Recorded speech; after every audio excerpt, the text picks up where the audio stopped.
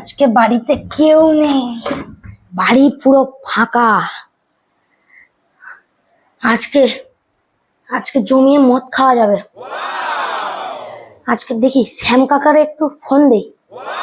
শ্যাম কাকা কি বলে দেখি।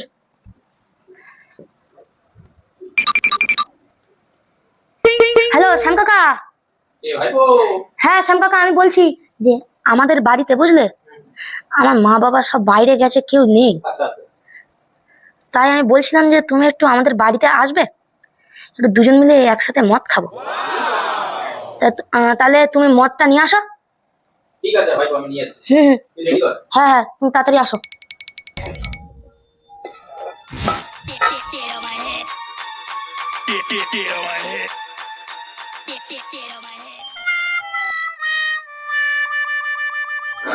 ভাইবো, বলো কাকা। তাহলে তুই মদের প্যাকটা কর, হ্যাঁ কাকা। আমি রান্নাটা করে নেই।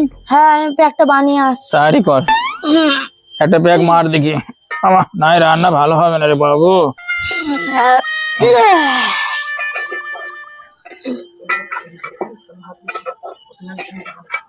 ভাইবো হলো?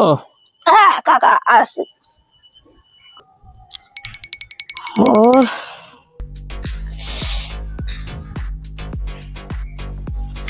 কাকা আল্লাহ। ভাইবো নিয়েছি, দে আজকে দুজন মিলে খাও।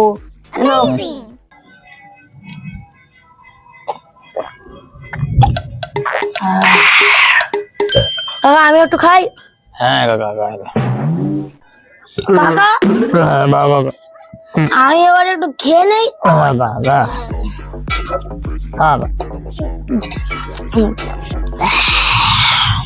ভাইবো তুই এবার আটাটা মাখ। আমি তাই, আমার এই রান্না হয়ে যাচ্ছে। আটাটা দাঁড়ি মেখে নে, আটা দে মাংস খেতে। কাকা তুমি তাহলে রান্না বান্না করো, আমি একটু আটা মাখি। হ্যাঁ